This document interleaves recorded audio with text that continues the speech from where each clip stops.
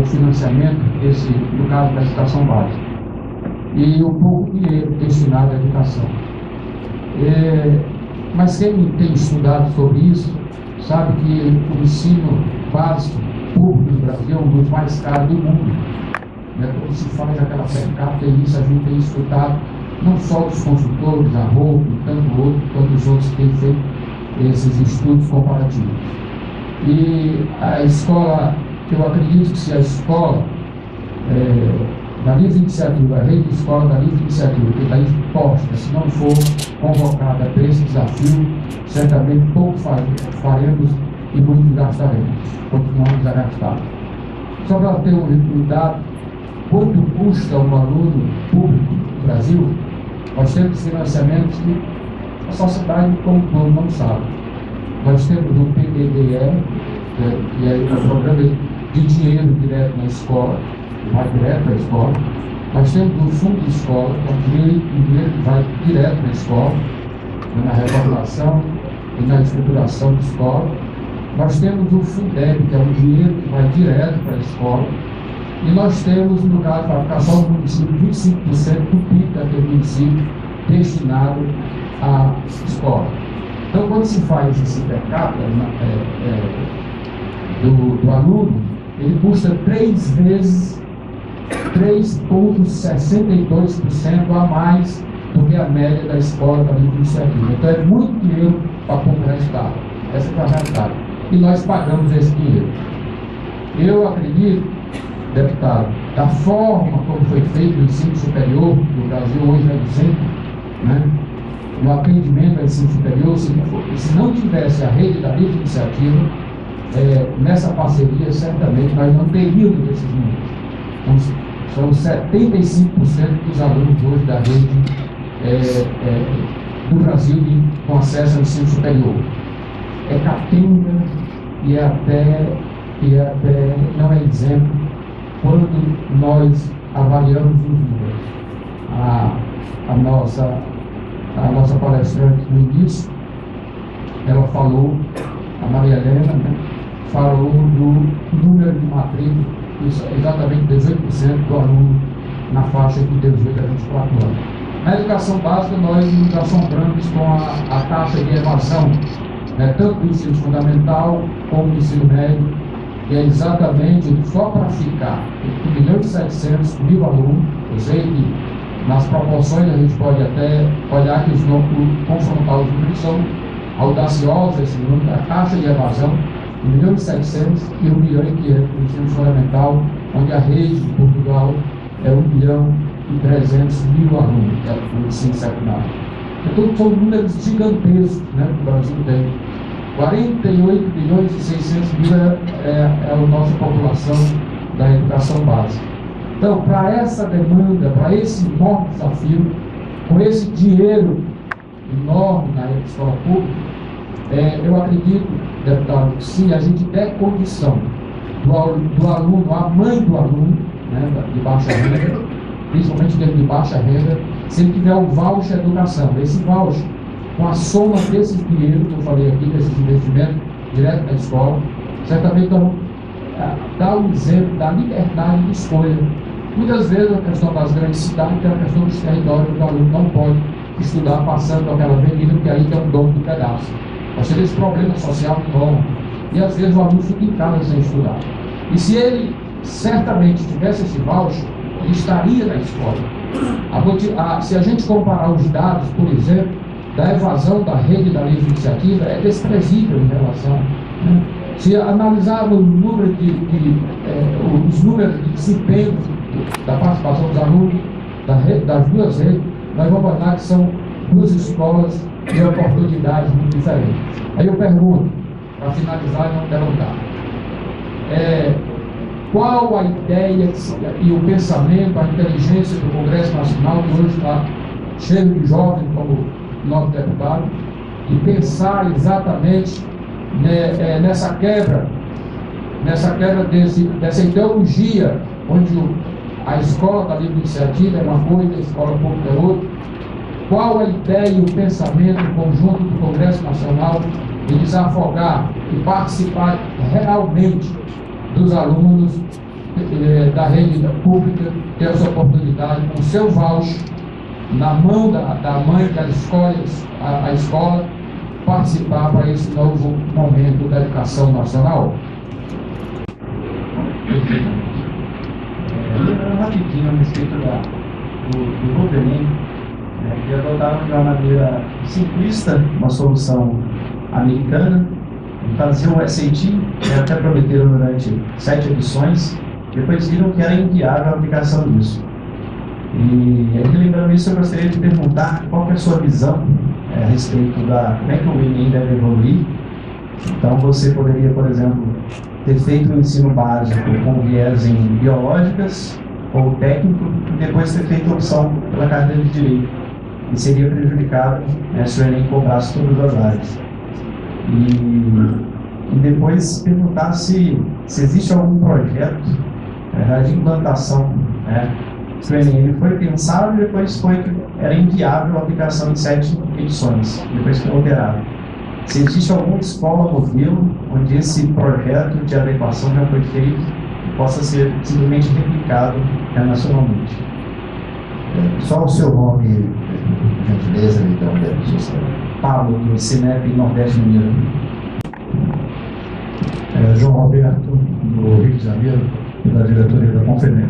Queria parabenizá-lo e gostaria de te ouvir quanto à visão acerca da educação à distância, que foi bastante incentivada pela reforma do ensino médio, permitindo o uso de tecnologias e essa possibilidade. No entendimento, a única possibilidade real de cumprimento da carga horária, não nesse primeiro momento, mas daqui a pouco, é utilizando a educação à distância, porque, do contrário, torna-se impraticável você conseguir atingir com aulas só presenciais. Então, acho que parabenizo o avanço de inserir no texto da lei a possibilidade do uso da educação à distância, o uso das tecnologias, que nós estamos realmente na mão certa do mundo e não com as restrições que ainda existem em alguns segmentos, principalmente na área de saúde. O Congresso está vivendo isso com essas pressões de corporações, principalmente na área de saúde, contra a educação à distância. Mas eu parabenizo e vejo realmente esse registro, que acho que é um grande avanço para o Brasil poder utilizar a educação à distância e os mecanismos de resistência que o Congresso naturalmente terá que ter essas pressões corporativas, especialmente no campo dos conselhos de saúde. Bom dia, professor Alex Terezinho. O Brasil tem uma tradição, infelizmente, em relação a leis, e tudo que é obrigatório já é difícil de cumprir. E eu ouvi muito na reforma para a flexibilidade. Uma preocupação. O colega também colocou lá a preocupação de alguns conselhos estaduais na hora da leitura do projeto e se isso não poderia gerar algumas interpretações. Então, eu quero chegar. A parte da flexibilidade, foi citada até a disciplina, como o professor colocou, gerou polêmica em relação à artes, à educação física e companhia. Nós temos aquela ideia de que se não estará escrito de forma veemente, declarada, obrigatória, a gente vai dar um jeito de não cumprir algumas coisas. Preocupação, porque a educação, qualquer mudança que a gente faz não é curto nem médio prazo. São longos e longos prazos para se implantar. 2020 está bem aí. Há alguma previsão em relação a como prevenir essa coisa da flexibilidade e não gerar nos conselhos outras interpretações? E segunda colocação, para quanto tempo foi pensada a reforma? Por exemplo, daqui a 20 anos a gente vai reavaliar alguma coisa na lei, pensou-se nisso? Daqui a 10 anos, como é que foi? Foi bem implantado? Deu certo? O que não deu certo? Se tem algo previsto, se o senhor pensou, junto com os outros colegas que elaboraram o projeto, nessa perspectiva. Objetivamente, Valéria de Aracaju.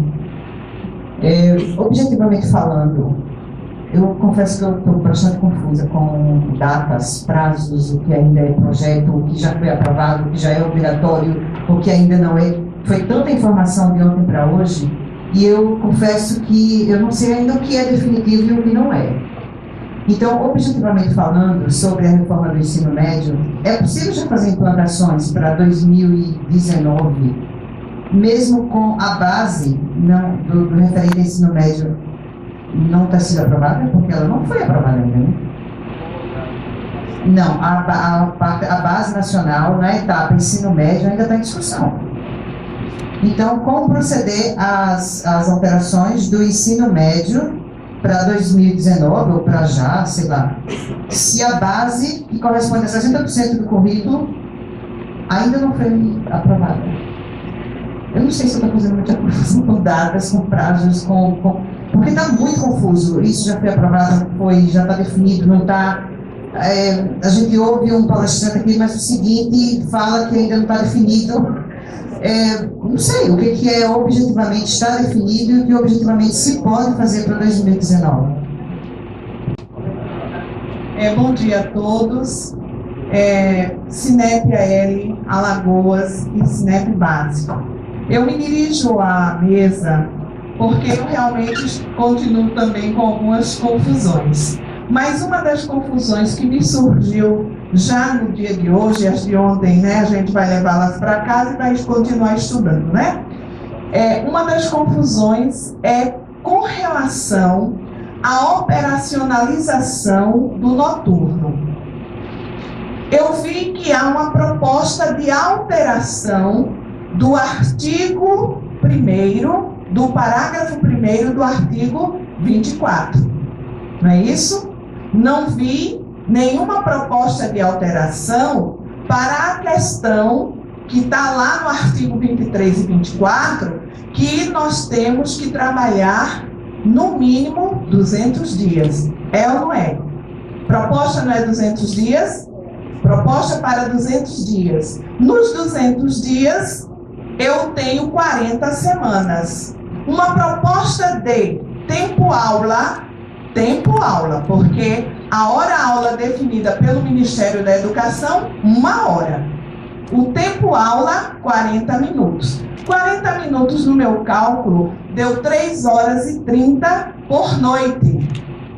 No ano, 660 horas. O noturno? Aí eu gostaria de deixar essa dúvida.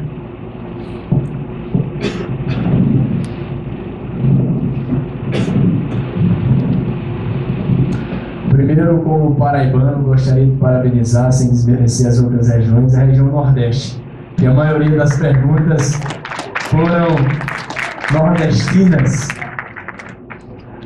Dizer que, João, você me permite tentar responder a eles para depois passar para você. Eu vou tentar ser breve e qualquer dúvida que permaneça, eu gostaria que João passasse o meu e-mail pessoal, porque eu posso destrinchar a resposta e a solução do assunto específico por e-mail. Eu havia convidado a consultora legislativa que passou junto comigo por todas as fases durante a relatoria da comissão. Infelizmente ela teve um problema de saúde e hoje pela manhã, vindo para cá, me disse que não poderia estar presente. E ela traria, inclusive, propostas de relatoria anteriores, porque a relatoria que eu apresentei na primeira comissão temática, na segunda comissão temática e na terceira comissão temática, porque quando foi apresentada a medida provisória, se cria uma comissão para tratar, aí não mais só na Câmara, mas entre Câmara e Senado. Eu continuei como relator da Câmara, mas agora, naquele momento, com uma parceria com o senador Pedro Chaves, que o João Luiz comentou o nome dele, para chegar à relatoria frente a uma comissão com tantos membros que dedicam a vida pública e até privada, muitas vezes, à educação, não é fácil. O ensino médio foi fonte de debate em muitas décadas, porque na época que eu estava como relator, eu cheguei a ver matérias da Veja de 1990 e pouco, dizendo: novo ensino médio é urgente. E nada foi feito. Pouca coisa foi feita. E antes disso, matérias de jornais antigos, eu via as pessoas preocupadas, porque naquela época o ensino médio já não dava os resultados que se precisavam. E é bem capaz de não dar mesmo, João, porque provas que os professores ainda cobram, qual é a cor do capacete do soldado de Roma, o que isso vai incentivar ou participar da educação de qualquer cidadão. Eu brincava muito nas escolas que não me deixavam usar calculadora e a vida permite usar calculadora. Então são algumas coisas que fazem com que a realidade da sala de aula seja muito diferente da realidade da vida. E é isso que eu falei. As escolas, por mais que os professores se empenham muito, por mais que os diretores das escolas se empenhem, por mais que os funcionários daquelas escolas se empenhem, infelizmente, as escolas ainda, pelo sistema que está hoje, ainda preparam antes para o vestibular ou para o Enem, e não para a vida ou para o mercado de trabalho. É o sistema que está, vocês são obrigados a seguir esse sistema. Se não seguirem, podem sofrer punições. Então, o que está errado? As escolas, os professores ou o sistema? Diagnosticamos que seria o sistema.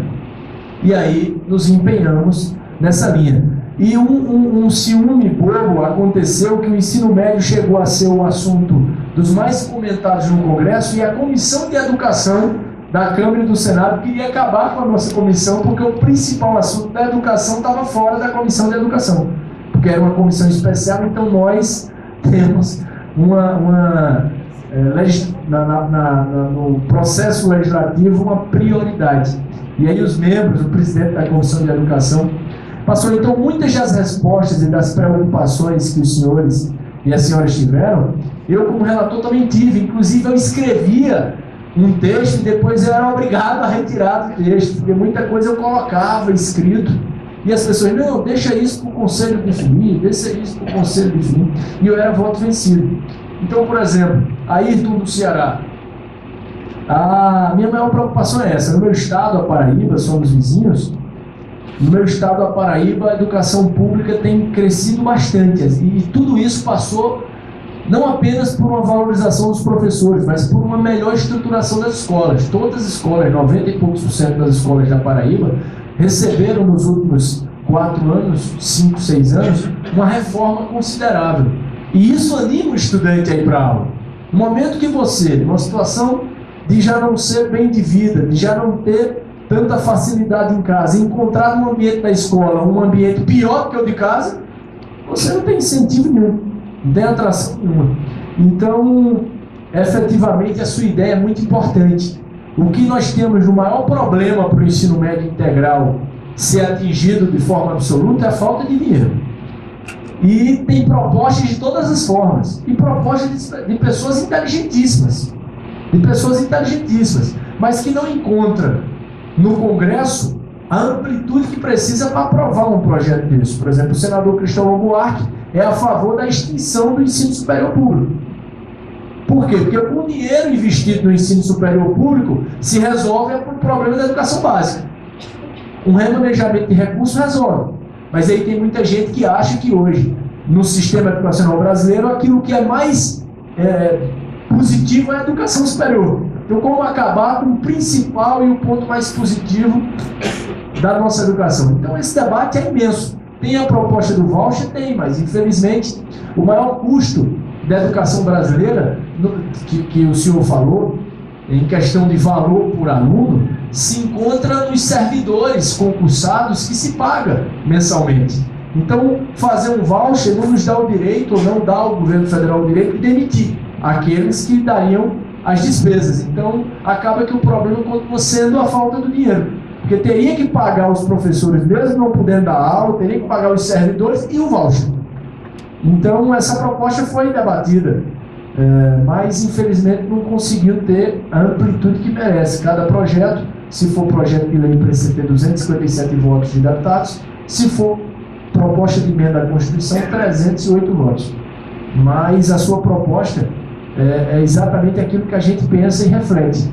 Como aproximar no grau de qualidade as escolas públicas das privadas, né? Porque com menos vocês conseguem atingir uma qualidade melhor.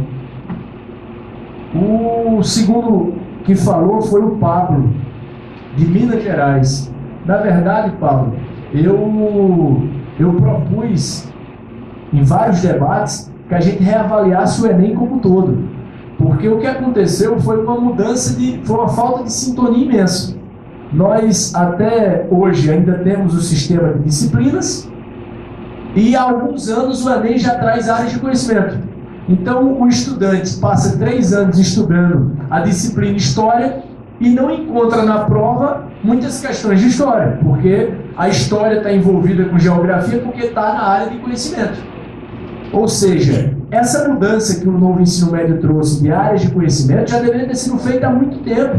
Porque se o Enem já trouxe isso, o Enem não poderia trazer em regras diferentes daquilo que é passado para o estudante. E aí, nessa mudança do ensino médio, o Enem passa a ser ultrapassado. O Enem tem que se modernizar agora, porque o novo ensino médio passou a ser mais moderno do que o próprio Enem. Só que, infelizmente, o Enem é muito do pensamento do ministro da Educação.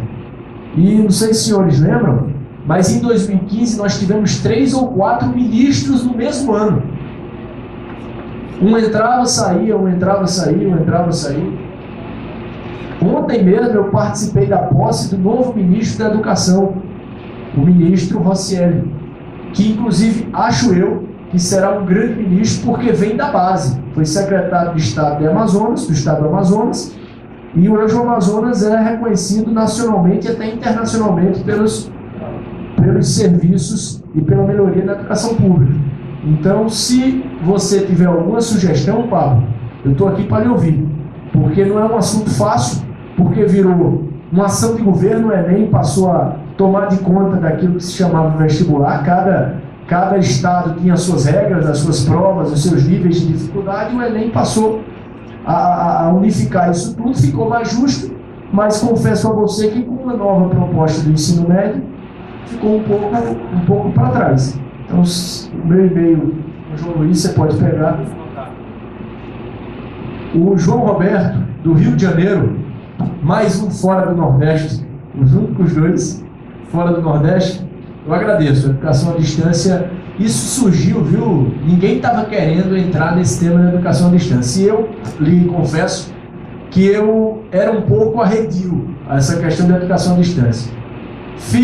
Concluí meu curso de Direito, e para fazer a prova do AB fui fazer aulas telepresenciais. E achei as aulas extraordinárias. E trouxe para o debate. Pai, vamos falar de educação à distância? Ninguém está querendo falar, vocês estão com medo de quê? E conseguimos encaixar esse importante avanço da educação à distância. Então, é importante dizer muito daquilo que acontece no Congresso vem do nosso dia a dia, né? Propostas, projetos que são apresentados vêm do nosso dia a dia. E isso faz com que o trabalho na Câmara seja bem dinâmico. E sugestões nem sempre vêm da nossa cabeça, vêm de pessoas que se comprometem a ajudar. Alex de Teresina. Pois bem, a flexibilidade poderia ser um prejuízo, Alex? Eu acho que a chance de ser positiva é milhões de vezes maior do que a chance de ser prejudicial. Porém, eu tive essa preocupação. O grande problema dessa flexibilização é que no momento que você flexibiliza, você põe no texto genericamente. E, anteriormente, as matérias eram expressamente escritas. Foi esse grande problema que nos trouxe a ideia de retirar artes, filosofia. Nunca pensamos em retirar a educação física. Quem é maluco de pensar que nós iríamos abolir a educação física do dia a dia de uma escola? Nunca. Apenas a ideia era flexibilizar, não tirar. Mas no momento que põe áreas de conhecimento, você não precisa mais expressamente escrever lá. Mas em um determinado momento eu escrevi, bem geral, dentre as áreas de conhecimento precisarão estar presentes assuntos envolvendo matemática, português, sociologia, geografia, educação física,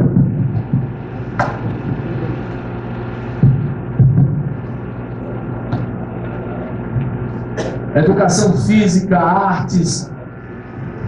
Até coloquei coisas a mais. Hoje em dia, os estudantes poderiam estar mais preparados com noções básicas do direito do consumidor, com noções básicas da nossa Constituição. Muita gente vai para o dia a dia da vida sem saber o que é que tem direito. Nem o básico, a Constituição, o direito à vida, aí, vida, só bem resumidamente, não é virar o ensino médio se tornar um curso de direito, não, mas bem, eu expressamente coloquei educação sexual, educação de enfrentamento a drogas, mas aí me pediram para tirar. Por quê? Porque o Conselho Nacional dos Secretários de Educação se comprometeu a, mesmo sendo flexível, se empenhar no momento em que cada estado ditará como é que vai ficar em cada localidade. Então o compromisso foi expresso ao ponto de todas as fases o Conselho está presente, mostrando e renovando o compromisso de ser fiel àquilo que o debate da comissão tinha tratado. Então a gente acabou tendo que acreditar e confiar, porque sem o apoio desse conselho, sem o apoio dos secretários estaduais, o ensino médio não vai para canto nenhum. Pode mudar qualquer lei, pode mudar qualquer projeto, que a situação não iria para frente. Valéria de Aracaju. Valéria, o seu medo é importante, o seu receio, medo não, o seu receio, mas o texto traz que o prazo é até 2020, exatamente sendo bem cauteloso em relação à base não ter sido aprovada. Então nós colocamos, se a base for aprovada até 2018, ainda dá tempo. O projeto foi apresentado em 2014. Foi aperfeiçoado com a medida provisória em 2016. Então, vamos colocar 2 anos. Se a Base Nacional Curricular não for aprovada em 2 anos, aí realmente é porque o Congresso não quer fazer a sua parte. Porque a Base Nacional Curricular não é fácil também de ser montada, porque tem muito debate ideológico, muito debate estrutural, muito debate perfeccionista, muito debate de setores, mas também muito debate ideológico. Correntes que acreditam fielmente que aquele assunto é importante. Alguns dizem que o mais importante é português, outros dizem que o mais importante é artes.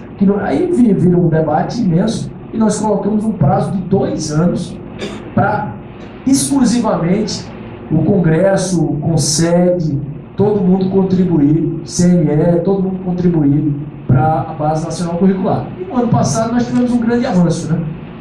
Em dezembro, uma grande parte foi homologada, então é natural, nós tratamos como natural que esse ano tudo se defina para que a regra do projeto entre 2019 e 2020 possa todos os estados, todas as escolas ter a oportunidade de implementar. Obviamente, se vocês não tiverem a Base Nacional Curricular, ninguém pode puni-los pela não implementação, mas eu acredito e aposto todas as fichas que isso não será problema. E por fim, a Bárbara de Alagoas, o ensino noturno foi um grande debate. E aí eu até convirjo a resposta a um dos projetos de lei que o João trouxe, que trata do ensino noturno. Pois bem, o ensino noturno é um grande debate, porque e eu sou um deles, fiquei meio que em cima do muro nesse aspecto, mas uns dizem que o ensino noturno, que tem consideravelmente, significativamente diminuído os seus números frente ao tamanho total de alunos, a cada ano as pessoas matriculadas são cada vez menores, né, em termos de quantitativo. Isso mostra que a tendência é que o ensino noturno até se transforma em outro pedaço do ensino médio, a essência do ensino médio, porque é impossível tratar o aluno do dia igual ao aluno da noite. O aluno do dia descansou bem, vem sem problemas de ter que ganhar a feira de todo dia para estudar, e o aluno da noite, mesmo que existam alunos que se matriculem sem trabalharem, mas a maioria, a essência do ensino noturno é aquele que não consegue estudar de dia. Ele vai para a noite porque não tem a opção de estudar de dia. Ele não pode, ele não consegue, ele não tem tempo, ele não tem horário para estudar de dia.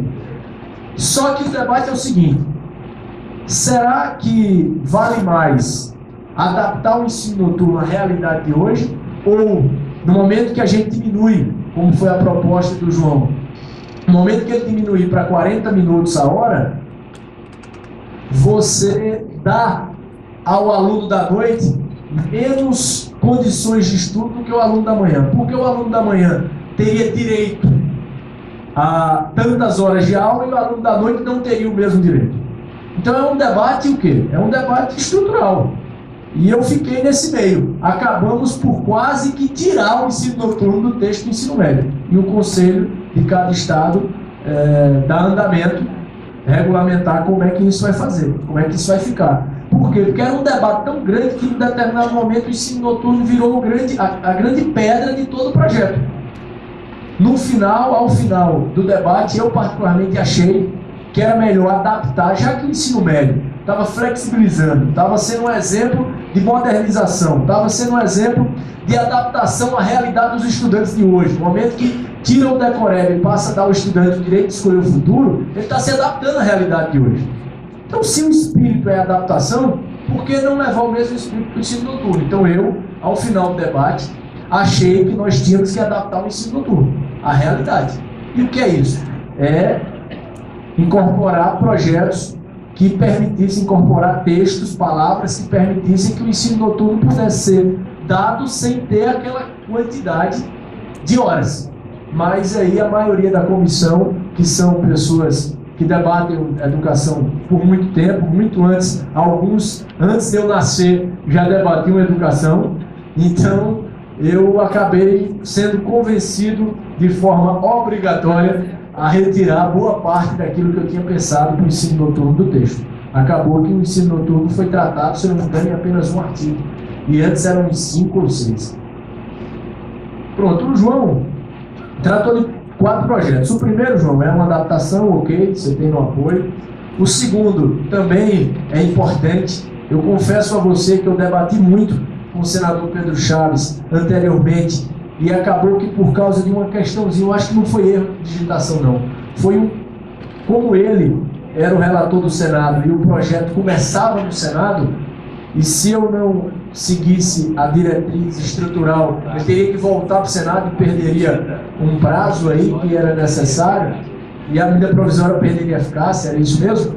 O senador apresentou o seu relatório com essa mudança que foi mudada, que foi alterada, foi feita a mudança no dia da votação.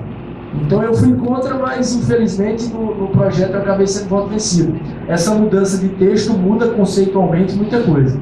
Eu sou a favor daquilo que você propôs, apenas me preocupo com uma coisa. Cada ano a comissão, qualquer comissão, ela muda os seus membros, não necessariamente os membros são os mesmos. Então você pode ver se o deputado Felipe Bornier continua como membro. Porque se ele não continuar como membro, o seu projeto voltou a estaca zero. Eu sou membro da Comissão de Trabalho, me coloco à disposição para guiar esse projeto lá. O ensino noturno eu já respondi, o ensino integral, é o debate do PNE, né? A gente sobre o ensino integral foi um grande, você questionou sobre a situação do prazo. Nós colocamos no projeto um prazo, né? Se eu não me engano, de 10 anos ou 20 anos, eu me recordo bem, um prazo para que o objetivo da educação integral fosse atingida. E esse prazo, naturalmente, implicitamente, seria o prazo, Alex, de avaliação do resultado do novo ensino médio. Nós colocamos isso expressamente escrito no projeto. É claro que, eu falei até na minha apresentação, é claro que, infelizmente, nós não teremos em 10 anos todas as escolas, em 20 anos todas as escolas. E eu não tenho medo desse projeto, desse prazo ser respeitado por vocês ou por grandes cidades, mas cidades com 3 mil habitantes, interiores do Brasil, que não tem quase que escola, a escola não é prédio próprio, é prédio alugado, o município não tem nem dinheiro, nem questões legais resolvidas que lhe permitam reformar um prédio que não é dele. Isso acaba prejudicando algo que, para a educação integral ser colocado em prática em qualquer lugar e mudar de poucas horas para 7 horas diárias, o estudante tem que ter o que fazer lá dentro, né? Obviamente ele tem que fazer, seja esporte, seja aulas diferenciadas, seja a questão do ensino profissionalizante, mas ele precisa ter. E muitas escolas pelo Brasil afora não tem nada além do que um quadro, um giz e uma sala. Então, é por isso que nós colocamos, e isso foi um debate muito pesado, porque o governo federal, obviamente, não queria se comprometer a esse ponto, Mas depois de muita luta, colocamos 4 anos de obrigatoriedade do governo federal dedicar um pedaço do orçamento da educação para o ensino médio, e na última semana conseguimos ampliar para 10 anos. Então, por 10 anos, que é exatamente, eu acho que o prazo para a educação integral é 10 anos por esse link. No prazo de 10 anos, o governo federal tem que participar diretamente da construção de um novo Brasil que permita que as escolas consigam ter o aluno por 7 horas fazendo alguma coisa. Porque para ele ficar em casa e ficar na escola sem fazer nada, é melhor ficar em casa, porque é de graça. A escola não gasta nada. Né? Então, com 7 horas precisa ter merenda, precisa ter outras refeições, precisa ter uma quadra de esportes, precisa ter alguma coisa para eles fazerem. Então, claro. Vou falar do Elizabeth Guedes. Rapidinho, você sobre agora. Obrigado, Jean. Bom, meu nome é Elizabeth Guedes, eu sou vice-presidente do Sindicato de Mantenedores do Rio de Janeiro, colega do João, e sou também presidente da Câmara de Ensino Superior aqui da Confenem. E eu gostaria só que o senhor fizesse uma consideração para nós, que é uma conversa que eu já tive com a Marilena muitas vezes. Nada disso vai acontecer se os professores não souberem ensinar isso. Os nossos professores não sabem. Os nossos cursos de formação de professor nem de longe refletem as alterações curriculares que estão sendo feitas na BNCC. O programa de residência pedagógica é uma ilação pequena, cara, e que começa com muito poucas pessoas. Então, toda vez que eu vejo o MEC ou a Casa do Povo, que é a Câmara dos Deputados, pedindo às escolas que implante alguma coisa que os professores não estão preparados para fazer, eu me pergunto como é que o senhor imagina que a gente faz essa ponte? Aí, em nenhum momento, eu também sou vice-presidente da ANUP, que é a Associação Nacional de Universidades Particulares, em nenhum momento as universidades foram chamadas para o debate da BNCC, nem para o debate do ensino médio, nem para a discussão da residência pedagógica. E o senhor deve saber, como o professor Ailton disse, que 75% dos alunos, aliás, agora quase 80% dos alunos de ensino superior estão na rede particular. E eu gosto muito de ser da Confenem, porque eu aprendo com o Samuel, estou aprendendo com o senhor, aprendo nas reuniões do Conselho de Representantes o que é essa reforma, que não chegou ao ensino superior e que, portanto, vai ser difícil produzir um professor que precisa trabalhar. Queria só que o senhor nos orientasse, se o senhor dissesse o que o senhor pensa sobre isso. Obrigado, desculpa. É um prazer responder. Primeiro, cumprimentá-la e, no seu nome, cumprimentar também aqueles que representam as universidades de ensino superior. Dizer que quando eu uso muito, acho que vocês já perceberam que eu uso muito os meus exemplos, mesmo com uma vida curta, eu uso aquilo que eu vivi para tentar projetar algo que eu acredito. Quando eu comecei o curso de Direito, a primeira matéria que eu vi na grade curricular, português. Rapaz, até agora eu aprendi português. E quando começou a aula, era regência, crase, eu disse, nada. Aprendi tudo isso de novo. Mas os professores das universidades nunca estarão preparados para receber alunos que não conseguiram se formar direito no ensino médio. Então a gente tem que mudar a base, que no caso é o ensino médio, para que as universidades possam receber esses alunos de forma mais produtiva no começo, né? E os representantes das universidades, não lembro se a sua associação foi convidada, por isso que seria importante essa consultora que eu convidei, que ela traria tudo, né? Tem coisa que mesmo jovem a memória não permite, porque foram eu acho que chegou a cerca de 100 audiências públicas, cada uma com 3, 4, 5 convidados, e certamente uma dessas audiências foi dedicada às universidades. Porém, na época, como nós começamos isso em 2012, e o projeto só virou realidade a partir da eleição presidencial, na qual um debate entre candidatos a presidente esse debate trouxe esse assunto ao viés nacional, né? Que antes a gente estava lá no Congresso dizendo, o problema é isso, o problema é aquilo, o problema existe, o problema é urgente, e a gente não tinha muito apoio do governo federal. A gente que empurrava, nós que empurrávamos o debate pela urgência. A Comissão de Educação, os principais membros viraram membros da Comissão Especial e a gente que empurrava. Tanto que em 2015 não andou um passo. Quando saiu da comissão, que precisava do governo federal, não andou um passo. Não andou um passo. Então, na época, antes de 2014, muita gente acreditava que era uma coisa muito visionária, sonhadora.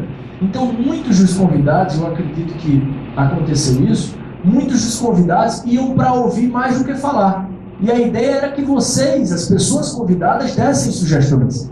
Então, muitas audiências na primeira comissão temática foram quase que essencialmente pouco produtivas. Porque as pessoas diziam, todo mundo convergia, né? Na ideia de que era unanimidade, o ensino médio tem que mudar. Aí a próxima fase, precisa mudar como? Aí virava uma bagunça. Porque ninguém trazia proposta. Todo mundo ia para ouvir, para debater, para conversar. Então as universidades foram convidadas, mas na época eu acho que as universidades, como a maioria das entidades, não deram tanta importância porque achavam que era uma ideia muito sonhadora. E a participação, como é no ensino médio, mesmo que sejam lá formados os alunos que irão para a universidade, não é foco do projeto. Então, por questão lógica, as universidades foram muito pouco acionadas em relação àqueles que constroem o ensino médio de todos os dias. Mas nós recebemos muitas ideias, muitas coisas que vieram da iniciativa privada, de professores, do próprio Conselho Estadual, que trata do ensino médio, mas obviamente no dia a dia trata também do ensino superior, do próprio MEC. Muitas ideias foram incorporadas. Mas o projeto acabou sendo apresentado sem ouvir devidamente, ou pelo menos sem receber propostas reais da parte do que corresponde ao ensino superior.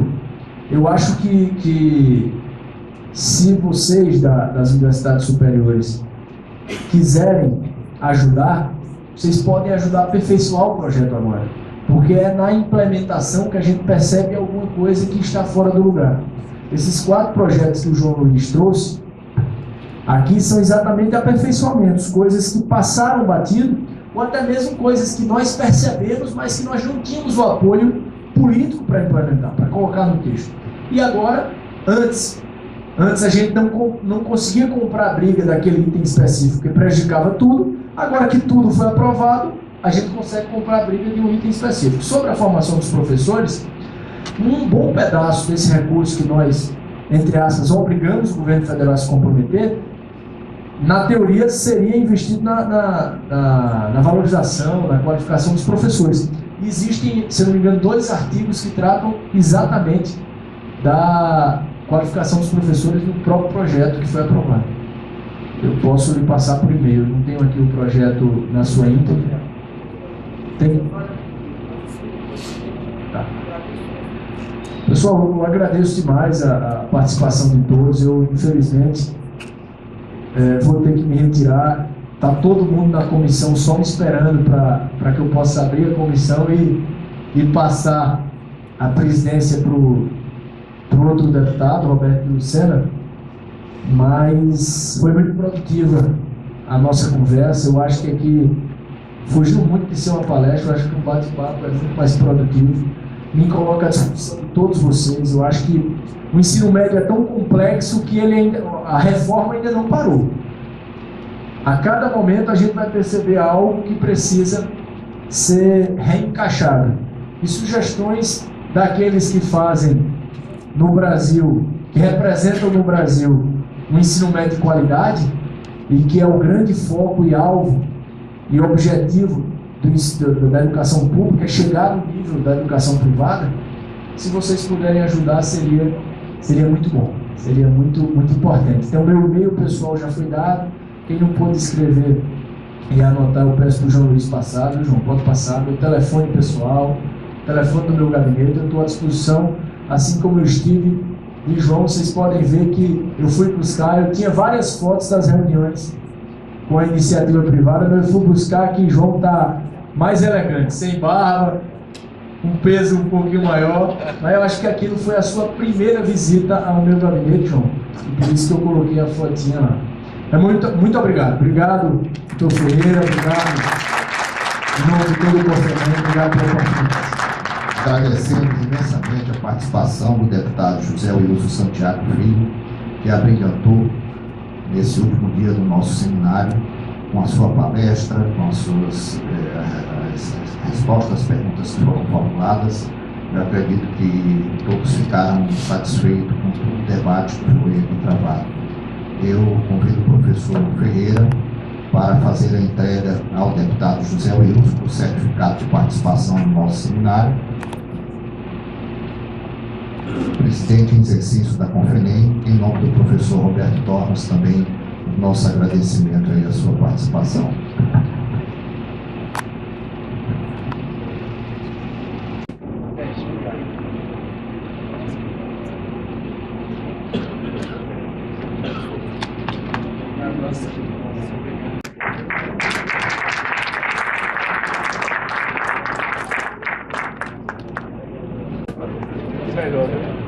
Bom, nós vamos uns 10, no máximo 15 minutos para o nosso recreio,